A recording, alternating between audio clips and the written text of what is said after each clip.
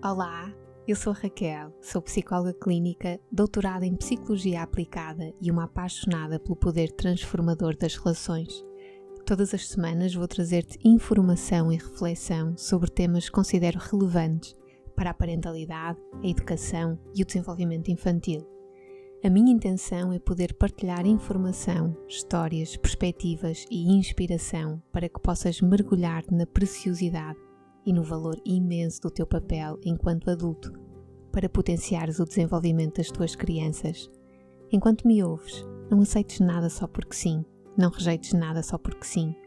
Permite-te ouvir e, se te fizer sentido, leva contigo o que ouviste para as tuas escolhas. Bem-vinda, bem-vindo a mais um episódio do podcast.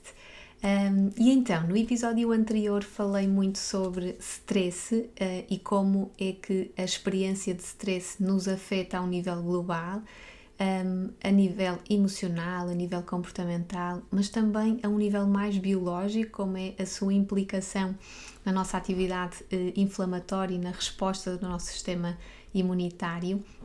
E então, na sequência do episódio anterior, resolvi sistematizar algumas dicas informadas pela minha experiência com famílias e com pais, mas também informadas pela ciência e, portanto, resolvi sistematizar algumas dicas que podem ser úteis nesta intenção de diminuirmos o stress associado à parentalidade. Então, a minha intenção no episódio de hoje é partilhar dicas simples que podemos tentar levar para a forma como vivemos a nossa família e a nossa parentalidade. E quando pensei em sistematizar esta informação, rede de suporte foi a primeira coisa que me surgiu. E quando falo em rede de suporte, falo na permissão para pedir ajuda, mas também na capacidade e na abertura, na disponibilidade para receber ajuda. E esta ajuda pode significar coisas muito simples, muito práticas, como ajuda em tarefas concretas, por exemplo, fazer refeições, tarefas domésticas, ir às compras, ir buscar as crianças à escola ou então alguma atividade, mas pode também significar suporte emocional, como seja conversar sobre aquilo que estamos a sentir, sobre as nossas dificuldades, sobre os desafios, as nossas fragilidades. E a investigação na área é muito clara sobre a importância e sobre o poder que a existência de uma rede de suporte tem na diminuição do stress experienciado na parentalidade. Portanto, a minha primeira dica é esta: termos a intenção de construir uma rede de suporte, uma rede de apoio ou de a manter, caso já a tenhamos, e muitas vezes isto implica movimentos de pedir ajuda e, muito importante também, de estarmos abertos a receber ajuda. E até pode parecer estranho a alguns pais e a algumas mães, principalmente aqueles que sentem que não têm grande retaguarda familiar, pode parecer estranho algumas pessoas sentirem dificuldade em pedir ajuda ou então algumas pessoas sentirem dificuldade em receber ajuda, mas não é atípico. Por vezes, alguns de nós, e por razões diversas, sentimos dificuldade, querem pedir ajuda, mas também em aceitar ajuda. O que importa lembrar é isto: tendemos a experimentar menos stress associado à parentalidade quando a podemos partilhar, quer seja em tarefas mais práticas, quer seja a este nível mais emocional. E se pensarmos, nós, seres humanos, sempre vivemos a parentalidade como uma experiência maioritariamente partilhada, estendia-se à família e muitas vezes até à comunidade onde vivíamos. Havia ajuda no cuidado com as crianças, nas tarefas mais práticas, mas também na partilha de pensamentos, de preocupações, de resolução para as preocupações. Há estudos inclusivamente que referem que fazermos parte de comunidades de pais, quer seja fóruns, grupos online, grupos físicos como a Associação de Pais, algumas escolas onde a Associação de Pais funciona quase como esta possibilidade de um grupo de partilha. A verdade é que a investigação tem apontado neste sentido. Fazermos parte de comunidades de pais tem um efeito na experiência de stress parental. É verdade que, e a investigação dá conta disto, que este efeito é mais marcado quando estamos a atravessar desafios mais específicos ou então quando os nossos filhos são um bocadinho mais desafiantes. E o mais curioso é que estes efeitos tendem a desaparecer quando os pais deixam de fazer parte destas comunidades.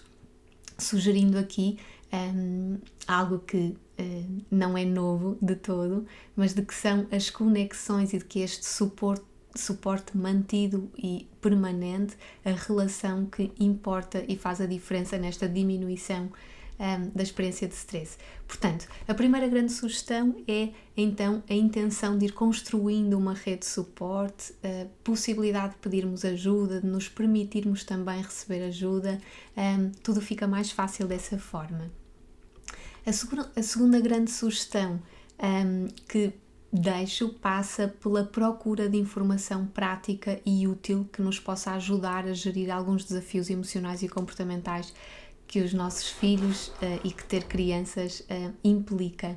Ou seja, esta sugestão tem por base a premissa de que quanto mais informação temos, nomeadamente sobre informação prática sobre gestão emocional, gestão comportamental, mais competentes e capazes nos sentimos a gerir os desafios que educar uma criança traz.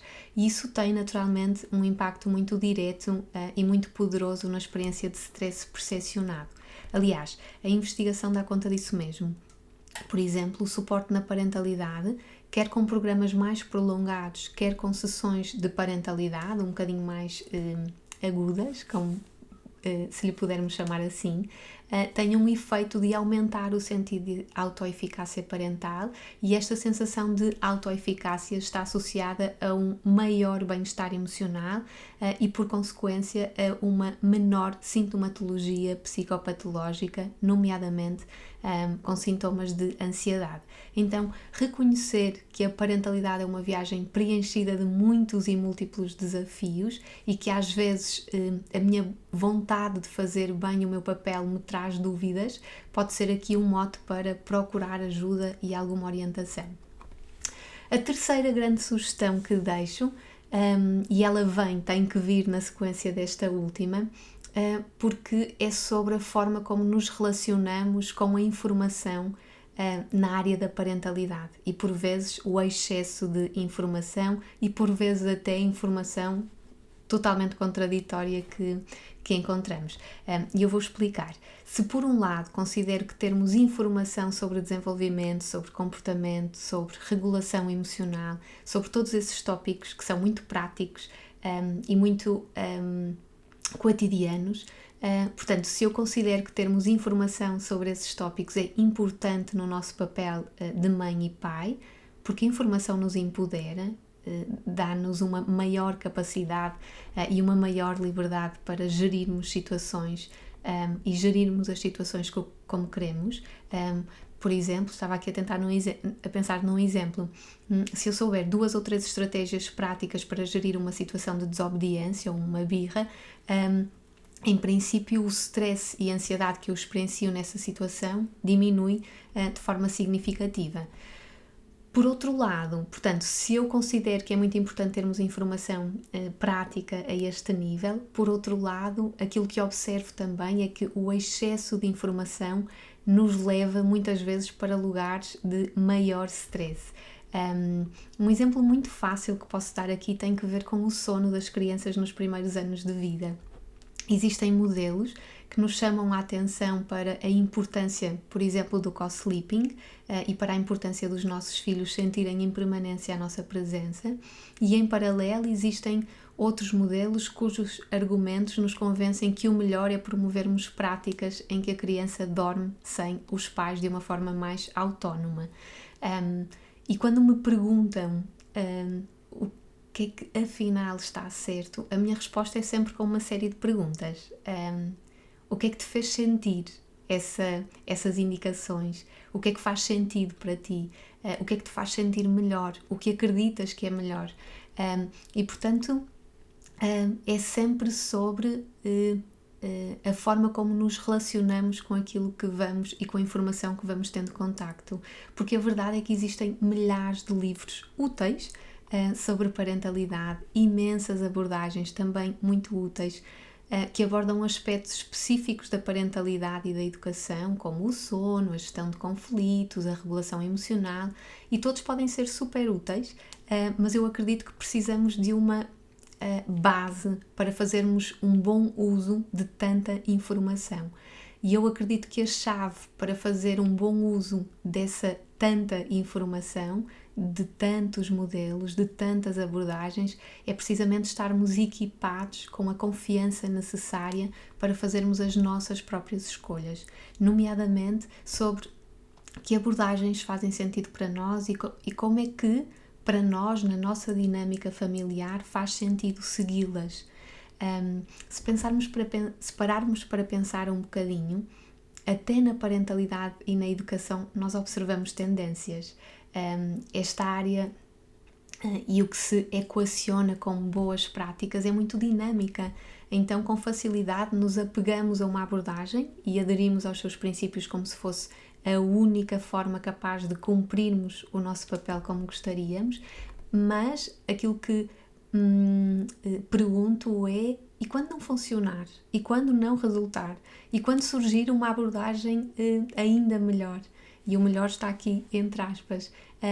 Se nós não nos sentirmos seguros sobre aquilo que queremos, sobre as nossas intenções, se estivermos de alguma forma aliados das nossas escolhas e das intenções que temos e dos valores que temos, provavelmente embarcamos em mais uma proposta. E portanto embarcamos sempre na última proposta. Só que não existem propostas, nem abordagens, nem modelos perfeitos. Não existe, simplesmente.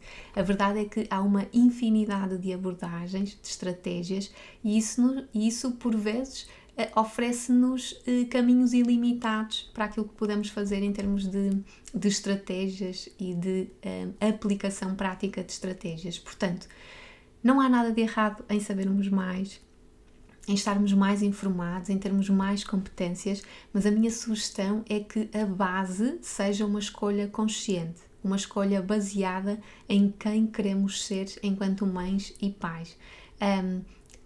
E eu gosto muito de fazer esta pergunta: quantas vezes nos tornamos absolutamente rígidos em relação a uma prática e ao mesmo tempo a mãe e o pai que queremos ser são pais tranquilos, flexíveis, com capacidade de nos ajustarmos. Então é isto, ter esta consciência de que antes de qualquer modelo, antes de qualquer abordagem, de qualquer especialista, de qualquer livro, existe uma base que somos nós, que sou eu, que são as minhas intenções e os meus valores. E agora, uma outra estratégia que eu também, ou uma outra dica que eu também valorizo muito: abrir espaço para que o nosso copo possa ser enchido e perceber o que é que podemos trazer para a nossa vida. E eu acabei agora de usar uma metáfora que é a do copo cheio, e eu gosto muito desta metáfora. É como se nós adultos, mães, pais, professores, educadores, fôssemos um grande copo que enche o copo das nossas crianças.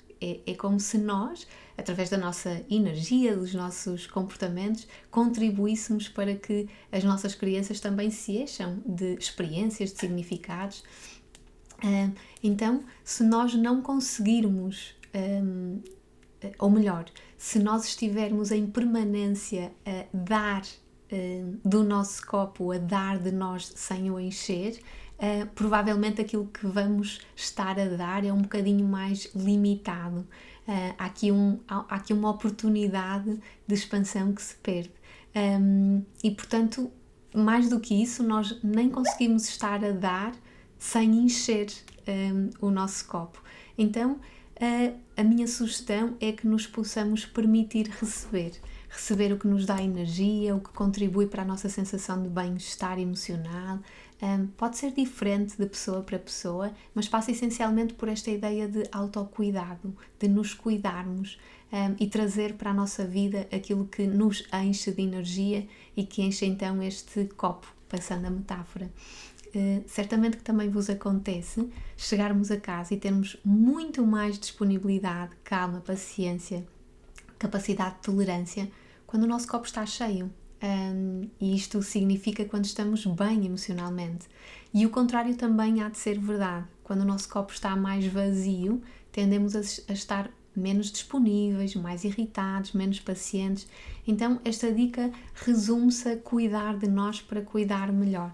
Facilita mesmo todo o ambiente e toda a dinâmica que nós levamos para cada relação, e com os nossos filhos e com a nossa família não é diferente.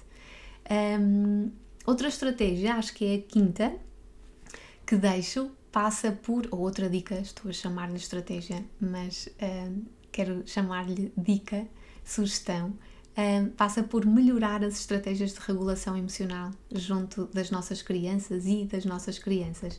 Sabemos todos que, na verdade, um dos grandes pontos de stress para os pais e para os professores e para os adultos que convivem e interagem com as crianças são as dificuldades de regulação emocional das próprias crianças. Aquelas tempestades que acontecem em todas as idades, desde a primeira infância até a adolescência, e portanto a noção de que podemos diariamente, através das nossas práticas e do nosso comportamento, promover competências a este nível de regulação emocional é importante. No trabalho com pais e professores, a perspectiva que gosto de dar é que a regulação emocional das crianças, esta meta que todos nós queremos e que facilita muito, na verdade, acontece muito mais nos bastidores, no antes da tempestade, do que propriamente na tempestade. E há estratégias que nos ajudam a regular as nossas crianças no imediato, é verdade, mas o mais importante e aquelas que têm um maior efeito são as estratégias que colocamos em prática com este efeito a médio e longo prazo. A regulação emocional das crianças não passa apenas por estratégias comportamentais, há uma dimensão relacional que é fundamental e, portanto, nos capacitarmos a este nível há de ser transformador. E este propósito, estou a preparar assim algo muito especial que vou lançar em janeiro, vou trazer em janeiro, que passa pela regulação emocional e pela consciência emocional das crianças e de que forma é que os pais, os professores, os adultos em geral podem contribuir para ela. E estamos a chegar assim à última sugestão que preparei e quero mesmo terminar com esta grande sugestão, que passa pela compaixão. Valerá a pena aqui referir que a compaixão é mesmo diferente de pena ou piedade. É, pelo contrário, a vontade genuína de ajudar alguém. Há quem diga que a compaixão é um verbo, precisamente porque implica movimento, implica ir, fazer, não é sobre passividade. E muito importante, a compaixão faz parte da premissa de que não há ninguém superior a ninguém. As nossas circunstâncias, essas sim, podem ser diferentes, mas nós, seres humanos, somos todos iguais. E então a compaixão tem assim três grandes movimentos. Manifesta-se por esta motivação interna, este desejo profundo de cuidar do outro, pela motivação e desejo de cuidar de mim e de me acolher nas minhas falhas e nas minhas imperfeições, e também na capacidade para permitir-me ser acolhida, ser cuidada, e na capacidade de permitir que outros cuidem de mim. Em 2019 fiz um curso de Mindfulness. Na verdade, o nome do curso era Mind Kindful, precisamente por apelar a este pilar da compaixão. E lembro-me que, enquanto aprofundava este conceito de compaixão, ter ficado muito interessada em levar estes movimentos e esta prática para a parentalidade, especialmente por este movimento, o de cuidarmos de nós, de nos acolhermos nas nossas falhas e imperfeições e de nos permitirmos ser cuidados. Então é isso, termino com esta sugestão, a de levar a compaixão e a autocompaixão para as nossas vidas. A propósito, por vezes gosto de lembrar os pais de que a parentalidade não é um sprint, é mais uma maratona. Se pensarmos num sprint, o atleta dá assim o seu máximo num curto período de tempo, sabe que é ali, naquele momento que tem de dar o melhor de si. Já o maratonista sabe que vai estar a correr durante um longo período e por isso gera muito bem a sua energia, o seu esforço, os seus recursos. Ora, a parentalidade é também muito sobre aprender a gerir emoções, energias, expectativas e tantas outras coisas. É sobre equilibrar, porque as intenções e os objetivos são também a longo prazo. Portanto, se tivermos isto em mente, talvez nos consigamos proteger desta ideia de estarmos em esforço permanente, porque na verdade quando estamos em esforço permanente o mais provável é que a experiência de stress e as experiências de stress nos definam bem mais do que a parentalidade positiva, consciente e alinhada connosco que todos queremos. E portanto é isso. Deixo-vos aqui estas 6 sugestões, espero que façam sentido. Despeço-me, um beijinho e até para a semana. Obrigada por me ouvires. Se gostaste deste episódio, podes partilhá-lo com quem sentires. Se o fizeres nas tuas redes sociais, identifica-me, vou gostar de acompanhar. Podes também deixar uma review na aplicação que usas para ouvir este podcast.